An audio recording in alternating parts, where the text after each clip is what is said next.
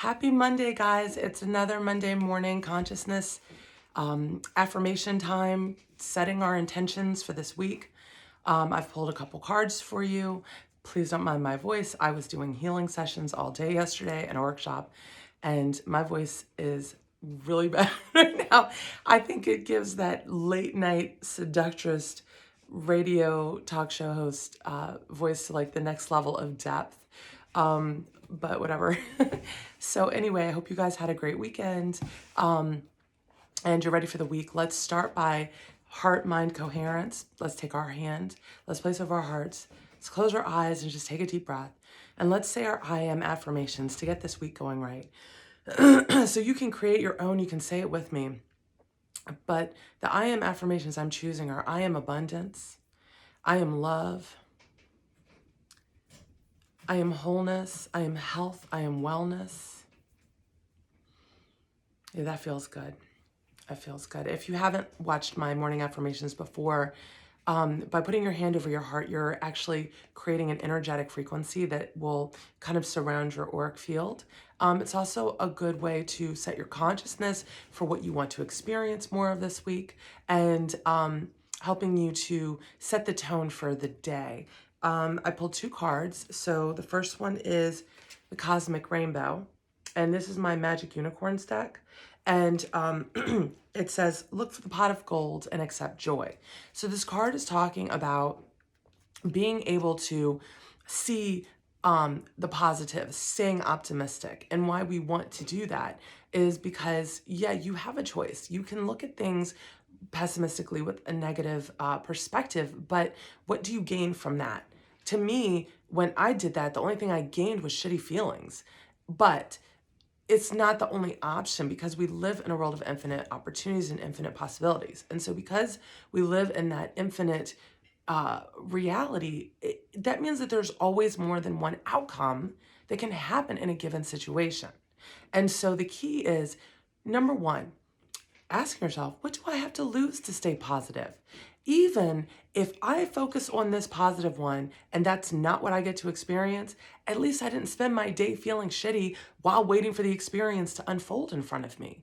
So that's one of your incentives right there. It's all about, how do you want to feel? I think that a lot of us, have spent so much time in the shitty feelings, the negative feelings, the feelings that weigh us down, that we're addicted to them.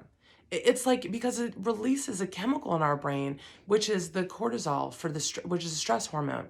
And Dr. Joe Dispenza talks about this in his book. If you've not heard of him, I definitely recommend that you check him out. He has a book called Becoming Supernatural, and it's great because he's a neuroscientist. So everything he's talking about, it's backed by scientific research. And, basically what he's talking about is that when we continue to fixate on the negative emotions, which produce the stress hormone cortisol, our body gets addicted to it.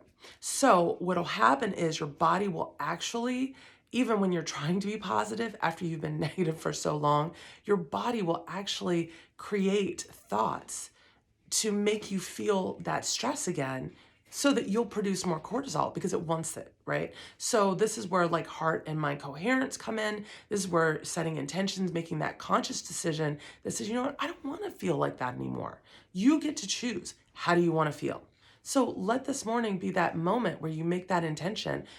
How do I want to feel today? What types of experiences and feelings do I want to have? You don't have to go into great detail, but being optimistic, there's a mindset that many people have. You might be saying it. Yeah, but what if I get hurt? Well, we have to stop running from pain.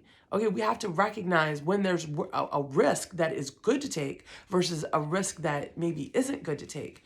And anytime there's an opportunity for us to better ourselves, to have better experiences, to feel better, why wouldn't you want to take that risk? Like, you can't run from pain forever. Running from pain makes pain chase after you. You don't get rid of it. It's just going to be right behind you you're nipping at your heels while you're trying to escape it. But if you can surrender and release the resistance, it doesn't mean that pain has to be your experience. You just stop focusing on this idea of, I don't want to do something because I'm afraid of the pain. But fuck the pain. Like, you have to shift that. You know, what I always tell my clients is just think about, you've had painful situations before, but did you die? You survived that. And you're doing good, you're strong. And then think about those painful situations. How did they better you? How do they help you to evolve and to become a better person? That's the key. So pain is really not the enemy. It's actually the salvation. Ooh, that's going to be part of this title for this morning. Pain is your salvation. I know I am not a sadist, believe it or not, or a masochist. I don't know. I always get those two confused.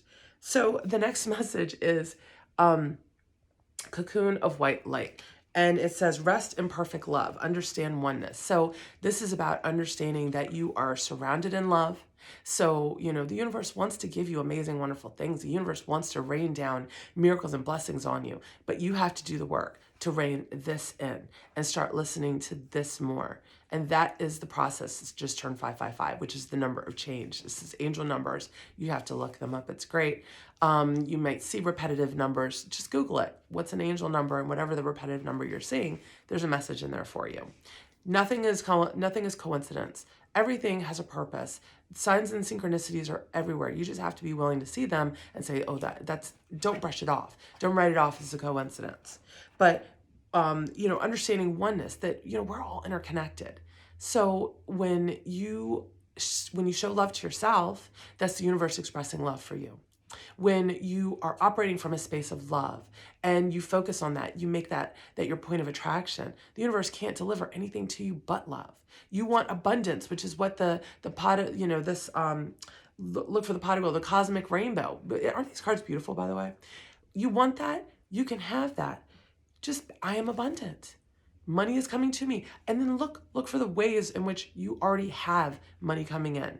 And then find gratitude for that and use that as your, I'm abundant because I have this, instead of focusing on the lack. I did a reel on Instagram on Saturday on my Instagram page. So if you haven't checked that out, you should. That was all about the loss and lack. When we focus on lack, that's the energetic signature we put out. That's what the universe sends more of. Then you have more experiences. You heard of the saying, when it rains, it pours. Well, where do you think that came from? It's because if a person is so focused on what they don't have, then that's the energetic signature. Our thoughts are power. You just have to own that and accept that and begin to operate as if one thought has the power to change your entire life, because it really does. All right, happy Monday, guys. Have a great rest of the week.